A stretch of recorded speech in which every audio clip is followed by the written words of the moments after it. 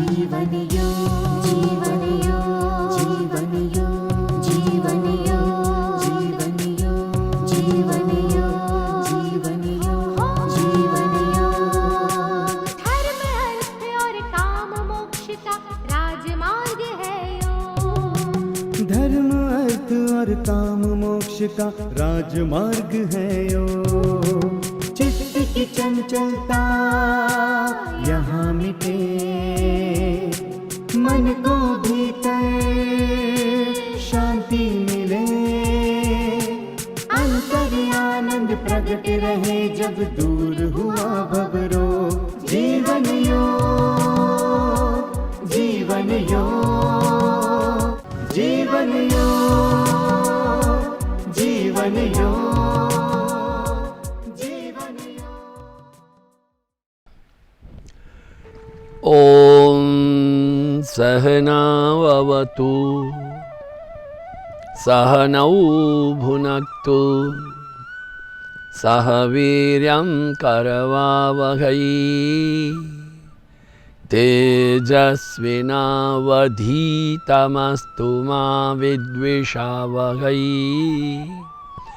ॐ शान्तिः शान्तिः शान्तिः। हरिः ओम श्री गुरुभ्यो नमः। गुरु भगवान श्री स्वामी शिवानंद जी महाराज को प्रणाम। परमात्मा के प्रत्यक्ष सर्व गुरुदेव स्वामी चिदानंद जी महाराज को प्रणाम। भगवान भाष्यकार को प्रणाम। वेद व्यास जी को प्रणाम। तमाम संतों को, अरिहंतों को, भगवंतों को, गुरुजनों को प्रणाम।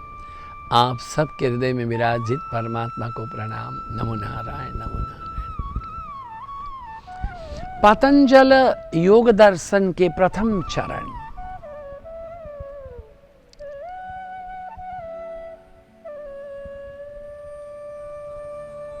अथ योगानुशासनम। तो अब इसलिए योग जो है वो अनुशासन है। हमने योग के बारे में जाना, अनुशासन के बारे में जाना, किंतु अथ जो है कि क्या हमारी अधिकारित्व होनी चाहिए। हमें योग के साम्राज्य का अधिकार है, बोले है, किंतु पहले आपके जीवन में साधन चतुष्टय होना चाहिए। ये क्या है? विवेक, वैराग्य, षट संपत, मुमुक्षुत्व। हमने विवेक के बारे में, वैराग्य के बारे में विगत से बात की।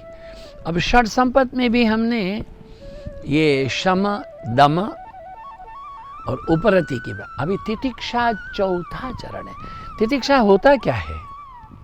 सहन शक्ति। मैं क्या बताऊं, मैं परमात्मा का बहुत ऋणी हूं कि जिन्होंने इस शरीर को एक बड़े दिव्य परिवार में जन्म दिया, जिसमें नरसिंह मेहता हमारे पुरख रहे। हमारे माता पिता, हमारे दादा दादी बहुत पवित्र जीवन यापन करने वाले थे।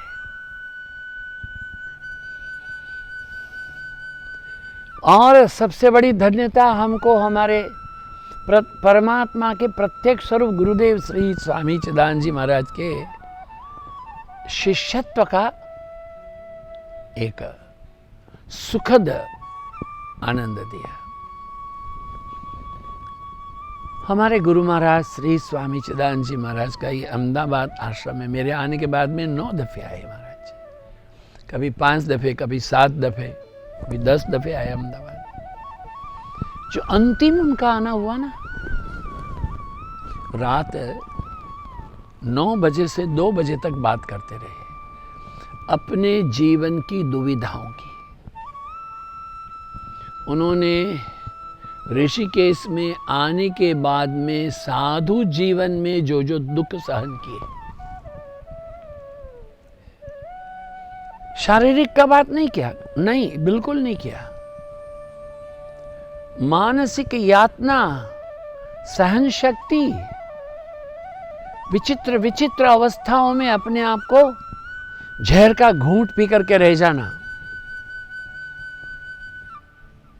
मुझे कहे लोग अध्यात्मानंद जी, गुरु महाराज ने कहा है, serve, love, give, purify, meditate, realise.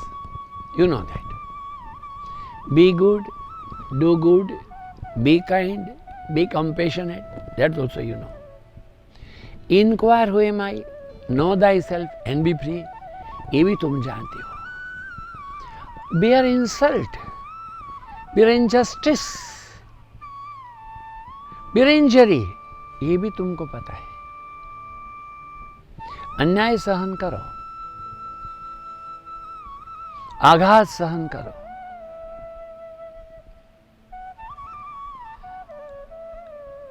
अपमान सहन करो. मैं अपने जीवन के अनुभव से तुम्हें एक और देना चाहता हूं. महाराज, जो सहन नहीं कर सकते उसको भी सहन करो. Try to tolerate what you are not able to tolerate. और वो सहन करते हुए मेरे को ये सब सहन करना पड़ा, ऐसा सोचो भी मत.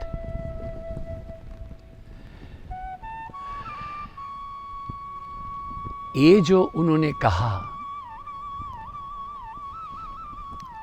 वो हमारे निजी व्यक्तित्व के जीवन के लिए एक राजमार्ग था, एक बड़ा स्पॉटलाइट थी. मुश्किल है. कभी कभी महसूस होता है कि हम जानते नहीं है, हमारा गुनाह नहीं है, फिर हमको यह क्यों यहाँ घसीटा जा रहा है. वो कहते हैं चुप रहो.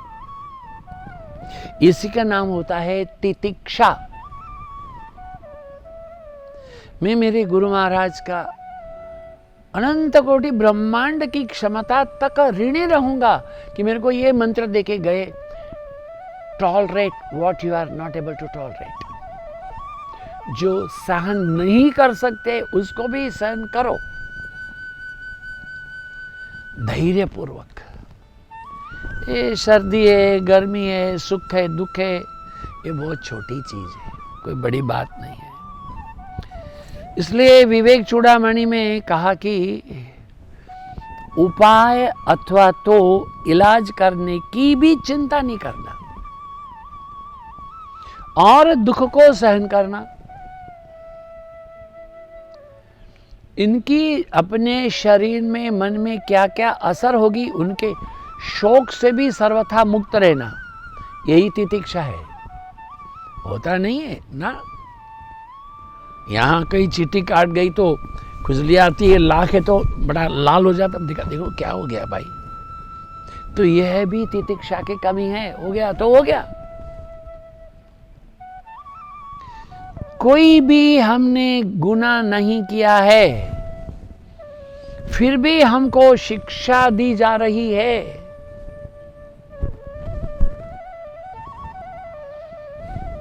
आंखें बंद करके यह भी ईश्वर कृपा है, ईश्वर की इच्छा है, ऐसा मानना और जो शिक्षा कर रहा है उसके प्रति धन्यवाद ज्ञापन करना. यही बात है. निंदक लागे मोहे नीको नीको, निंदक लागे मोहे नीको नीको, बाकी जगत है फीको फीको.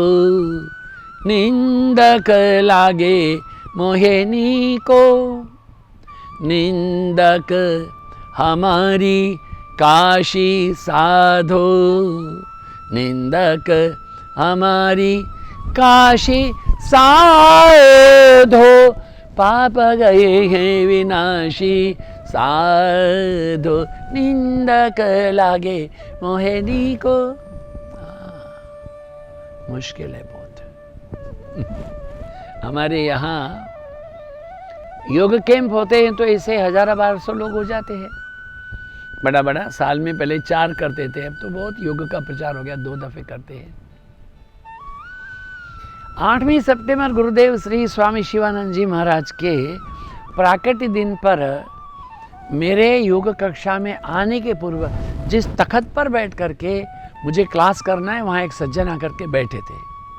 उन्होंने कहा नमस्ते, बोला जी नमस्ते। फिर मैंने एक कुर्सी अपने उठा के लाया रखी, मैंने कहा यहाँ बैठो। क्यों? ऐसा बोला। क्यों? मैंने कहा योग का संचालन मुझे करना है, यहाँ बैठ के आप नहीं कर सकते? मैंने कहा कर सकता हूँ, मगर मैं एक कुर्सी में बैठ के तो हाथ पांव लंबे करके योगाभ्यास तो नहीं कर सकता हूँ ना। आप देखने वाले लोग जो हैं वो नीचे बैठते हैं, फिर भी आप यहाँ बैठे। आप अपने यहाँ पे समझते क्या हो? स्वामी शिवानंद जी अगर रहते तो यही व्यवहार करते थे। मैंने कहा मुझे पता नहीं है, किंतु ठीक है आप बैठिए।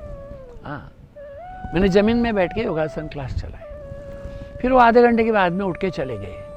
दूसरे दिन उन्होंने 7 पेज का टाइप किया हुआ एक चिट्ठी गुजराती में गेट के ऊपर चौकीदार को दे दिया, इसको पढ़ लेना, फिर बुक स्टोर में देना, वो बुक स्टोर वाला पढ़ ले, फिर दफ्तर में देना, दफ्तर वालों को कहो कि पढ़ने के बाद में स्वामी अध्यात्मा जी को देना। They never knew what's happening. वो कितना घटिया बोल सकता है उतना घटिया लिख करके दे दिए। He was not a registered person in yoga class. उसमें पता हो गया कि वह यूरोलॉजिस्ट है। हमने कागज रख दिया। मेरे पास आने के पहले एक हमारे वरिष्ठ ट्रस्टी के पास भी होकर के चिट्ठी आई थी, मैंने रख दिया, कोई ऐसे कुछ नहीं किया। अब जब कक्षाएं पूरी होती है तो लोग अपना अपना भाव बोलते हैं, तो इस कागज़ की चर्चा तो कहीं हुई नहीं थी, किंतु एक और चिट्ठी आ गई, वो न्यूरोलॉजिस्ट की थी। उन्होंने बहुत बखान किए थे, स्वामी जी लम लम लम लम लम स्वर्ग से आया है, ऐसा कुछ भी अच्छा लिख दिया। ये चिट्ठी भी हमने रख दी। कुछ दिन के बाद में वो हमारे जो वरिष्ठ ट्रस्टी है उन्होंने कहा स्वामी जी वो एक चिट्ठी आपने पढ़ी थी। मैंने बोला मैं आपको देता हूँ, दोनों चिट्ठी पढ़ लो। उनको दूसरे के बारे में पता नहीं था। वो हंसे। एक यूरोलॉजिस्ट की, एक न्यूरोलॉजिस्ट की, एक नीचे से लिखता है, एक ऊपर से लिखता है। क्या करना? मैंने कहा देखिए इन दोनों में से आल्पिन निकाल के रख लेते हैं, उपयोग करेंगे, और पीछे ब्लैंक अगर होता था तो उसको यूज करते थे, अभी नहीं है तो फाड़ के फेंक देते। Better over, that's all. क्या करना क्या है? जगत तो ऐसा ही रहेगा। अगर हम अपने दिल में सब समय में बोझ सहते चले जाएंगे, you will be suffering from A blood pressure. Blood pressure के भी जैसे किडनी खराब होगी, लीवर का पता नहीं क्या क्या हो जाएगा। अरे मात्रा स्पर्शात कौन्तेय शीतोष्ण सुख दुःखदाः आगमा पायिनो नित्यास्तान्ति तिक्षस्व भारत यम हि न व्यथयन्ते ते पुरुषं पुरुषर्षभ सम दुःख सुखम धीरम सोमृतत्वाय कल्पते। इनको पिछली बार भी पढ़ा था हमने। हे कुंती पुत्र, इंद्रियों के विषयों के साथ जिनका संबंध होता है वो मनुष्य सर्दी, गर्मी, सुख और दुख की अनुभूति भी करता है, क्योंकि विषयों के साथ संपर्क है। इन विषयों के संबंधों से उत्पत्ति और नाश, ये दोनों कोई मतलब ही नहीं है इनको। तो ये विषय जो हैं उनको न उत्पत्ति है न नाश है, they are all temporary, passing by. जैसे बादल आया छट गया, इसलिए उसका शोक मत करो, उसको सहन करो। हे पुरुष श्रेष्ठ, अतः इस प्रकार विषयों के संयोग और वियोग से जिनको हर्ष और शोक होता नहीं है, मैं अपना बात करके अपने आप को बड़ा योगी कहने के लिए नहीं चाहता हूँ, ना नारायण क्षमा करना, किंतु कागज में लिखा हुआ उससे अधिक जो अपनी अनुभूति है वो कहना चाहता हूँ। जरूरी नहीं है ना। मेरा अपना गुरुदेव श्री स्वामी चिदानंद जी महाराज, उनके पास जो निजी रूप में सेवा किए कम से कम 20 साल, उन सज्जन ने एक दिन 32 पेज की टाइप की हुई चिट्ठी गुरु महाराज को भेज दी। रजिस्टर एडी, शिवानंद आश्रम में रहते फिर भी। गुरु महाराज चिट्ठी को पढ़े, अपॉइंटमेंट लेके उनके कमरे में गए, उनकी तमाम प्रश्नों का एक एक का जवाब दिया। वो पूरा रिकॉर्डिंग लेकर के आश्रम में एक सभा किया है। सभा में वो चिट्ठी पढ़ी गई और स्वामी जी ने क्या क्या प्रत्युत्तर दिया है वो भी सुनाया गया। लोग महावीर के कान में कांटे भोंक सकते हैं, बुद्ध को जहर दे सकते हैं, हमारे महात्मा गांधी को जहर दे सकते हैं, सोक्रेटिस को, महात्मा गांधी को गोली मार सकते हैं, सोक्रेटिस को जहर दे सकते हैं, राम को वन में भेज सकते हैं, कृष्ण को चोर, कृष्ण को खूनी। तो हम कहाँ के रहे भाई? हाँ, हमारी तो औकात ही क्या है? अणु में अणु का अणु भी अणु नहीं है हम इन लोगों के पास में। इसलिए is all reality of the life. शास्त्रों का अध्ययन का अर्थ ही यही है कि सुख दुख सम करी जानिए, घटना साथे रे घड़ियां टाळ्या ते कोई ना नव टळे, रघुनाथ ना चढ़िया। सुख और दुख दोनों को समान करके जानो। ये दोनों ही तो ईश्वर की ही रचना है। और उसको समझो कि मैं उससे मुक्त हो जाऊं, नहीं हो सकते। क्या करना है फिर? कहते हैं कि कुछ साधक लोग हैं वो ठंडियों में पूरे नग्न हो जाते हैं, ऐसे हाथ ऊपर करके फिर मंत्र एक पाँव में खड़े हो जाते हैं, नदी में खड़े हो जाते हैं। हाँ, इष्ट मंत्र का जप करते हैं। कुछ लोग धूप में खड़े हो जाते हैं, कुछ लोग पेड़ में उल्टे लटक जाते हैं। कील की एक बिस्तर बनाते हैं, मैंने देखा हूँ लक्ष्मण झूला के पास में। हाँ, एक पूरा लकड़ी का पट्टा है 6 फीट का और ऐसे 2 फीट पूरा कील होता है, इतना 3-3 इंच का कील, उस पर ऐसे करके सोता है, मगर ट्रांजिस्टर भी पड़ता है। पूरा शरीर में राख लगा रखा है कॉपी ने, वह ट्रांजिस्टर तो सुनता रहेगा। मजा लगता है देखने को। ये सब त्याग नहीं है, तपश्चर्या तो है नहीं, क्योंकि वो रास्ते में लेटा हुआ है। क्या चाहता है? लोग उसको 2 आना 4 आना 6 आना दे करके लोग फेंकते भी वहां पर। इसलिए भगवान भाष्यकार ने कहा उदर निमित्तम बहुकृत वेशम, पेट भरने के लिए हमने इतना सब वेश कर लेते। नारायण, ये नहीं होना चाहिए। अरे पंचाग्नि की तपश्चर्या भी काफी लोग करते हैं। हाँ, हमारे एक बहुत पूज्य महात्मा रहे, उन्होंने पंचाग्नि तपश्चर्या किया। गुरुदेव स्वामी शिवानंद जी महाराज के शिष्य थे। स्वामी सत्यानंद परमहंस, यस, बड़े तपस्वी। बिहार स्कूल ऑफ योगा मोंगीर में रहा, अभी रीखिया में है। पंचाग्नि किया 12 साल तक। 2 घंटा 3 घंटा आग के बीच में बैठेंगे, चारों ओर आगे खुले सूर्य के नीचे, फिर उठ जाएंगे 15 मिनट, फिर बाद में फिर बैठेंगे। बताइए, वो एक बड़े महात्मा थे ना, ये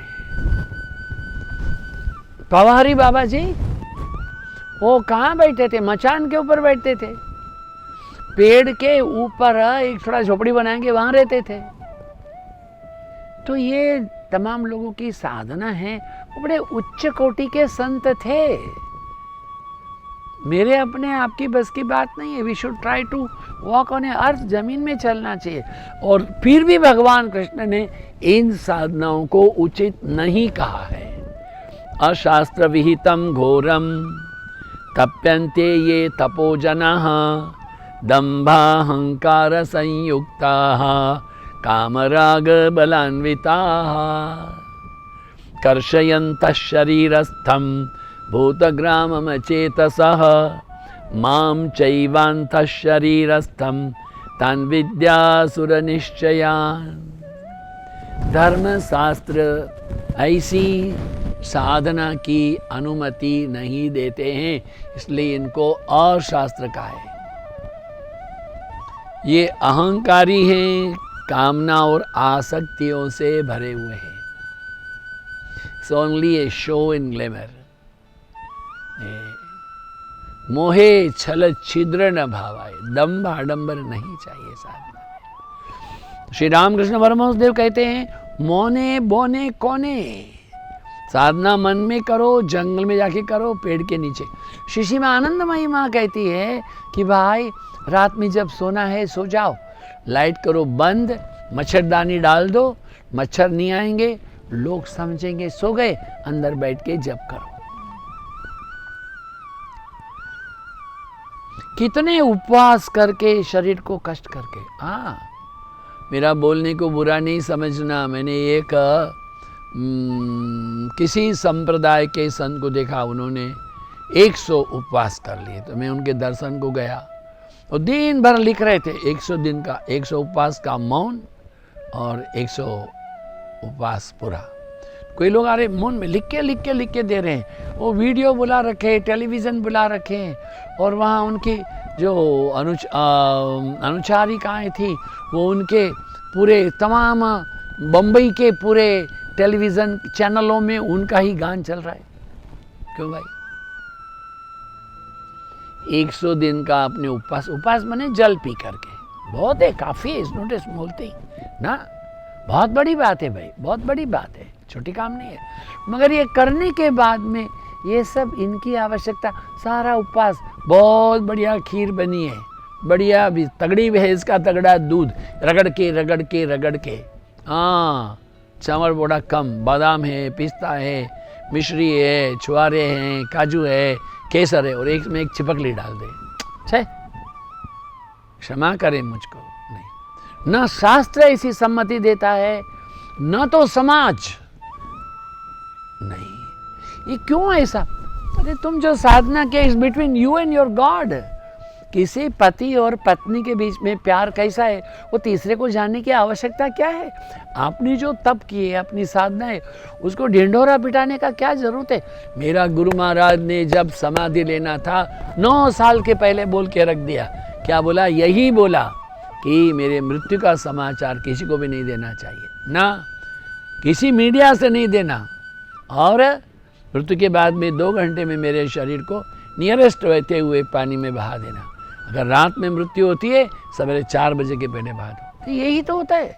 यस, तितिक्षा का जो हेतु है वही हमारे जीवन के अंतिम ध्येय के प्रति हमको लेके जाता है। थोड़ा अभ्यास करने से संभव नहीं होता है।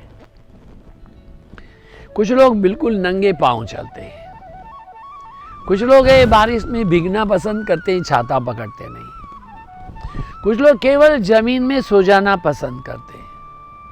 हाँ, अगर ऐसा करने में आप बीमार नहीं होते हो तो करो, नथिंग रॉन्ग इन दैट।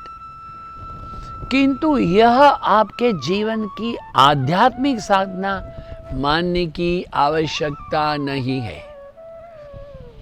जो लोग निवृत्ति मार्ग अपनाना चाहते हैं और संसार में रहते हैं, तो उनको इसका अभ्यास अवश्य करना चाहिए कि वो अपने घरों में रहते हुए भी घर में एक छोटी चटाई बिछा करके लेट जाए, एसी ना चलाए, बाहर वरांडे में सो जाए। हाँ, तो वो तो त्याग की, तपश्चर्या की ये तैयारी है।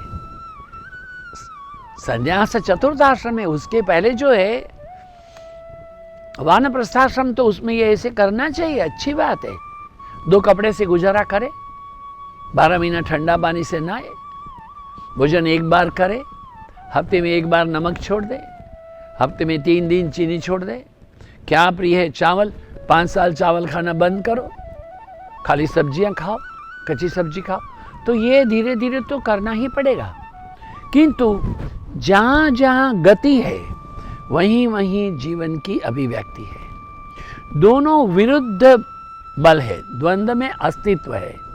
अज्ञानी साधक दुखद अनुभवों से दूर रहने की कोशिश करते हैं, सुखद अनुभवों की इच्छा करते हैं। अरे इससे बड़ा पागलपन क्या होगा नारायण? क्या अंधकार के बिना प्रकाश हो सकता है?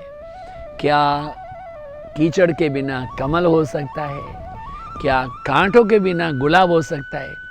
नहीं हो सकता है। तो बिना दुख की अनुभूति के आत्मा की सुख की प्राप्ति भी नहीं हो सकती है।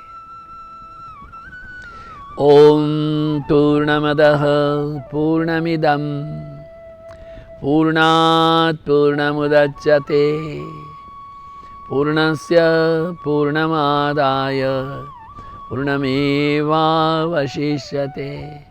ओम शांति शांति शांति। हरि ओम श्री गुरुभ्यो नमः। हरि ओम। आप सबकी उपस्थिति के लिए धन्यवाद, समय दान के लिए धन्यवाद। आप सबके हृदय में विराजित परमात्मा को प्रणाम। नमो नारायण, नमो नारायण।